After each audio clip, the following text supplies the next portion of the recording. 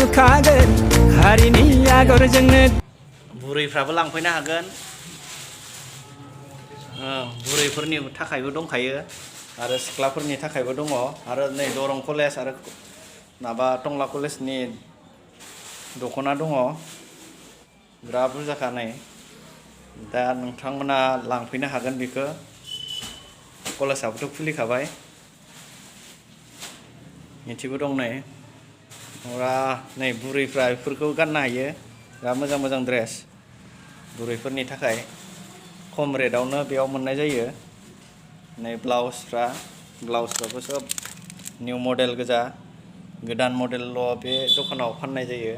दखानखौ बारा गोजानाव खारदिंनानै थांनो गोनांथि गैया जोंनिनो टंलायाव दङ बे दखाननि मुङानो जाबाय टंला आर'नाइ स्ट'र टंला आर'नाइ गला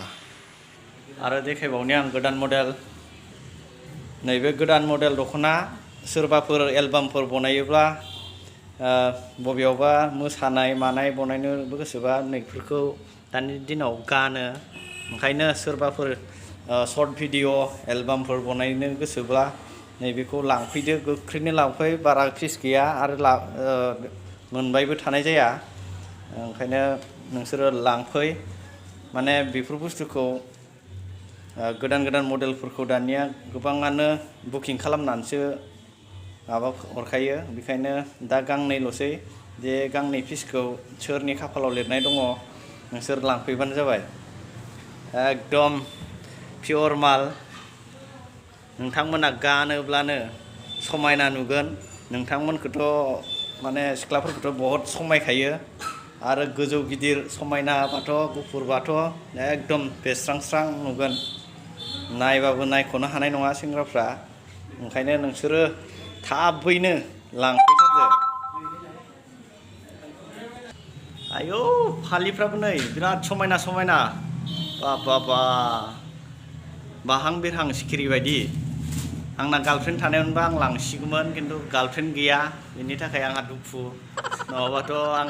एकदम बायलाबायना हरसिगौमोन आरो सेंग्राफोर खोनासं सोरबाफोर गोसो थोनाय दंब्ला लांफैखादोसो एकदम सुपार हिट फालि सुपार हिट कालार नोंसोरनि गार्लफ्रेन्डखौ जेब्ला बे सादोरखौ लागोन ना एकदम सुपार नुगोन नायबाबो नायख'नो हायि बायदि महर नुगोन नोङो बेखायनो नोंसोरो सेंग्राफ्राबो सिख्लाफोरनो बायना होनो थाखाय थामथिम जादो आरो बे दखानखौ जोंनि टंलायावनो मोननाय जागोन टंला बर' आर'नाइ दखान बेयाव मोनगोन खम रेटआवनो बारा बेसेन नाङि दुखान हलसेल रेट दाननानै बिथांमोना सेल खालामनाय जायो बेखायनो नोंसोरो थाबैनो गाव गावनि गार्लफ्रेन्डखौ लानानै फैदो ओमफ्राय बे दखानाव नायफैदो आरो गार्लफ्रेन्डफ्राबो गावबा गावनि बयफ्रेन्डफोरखौ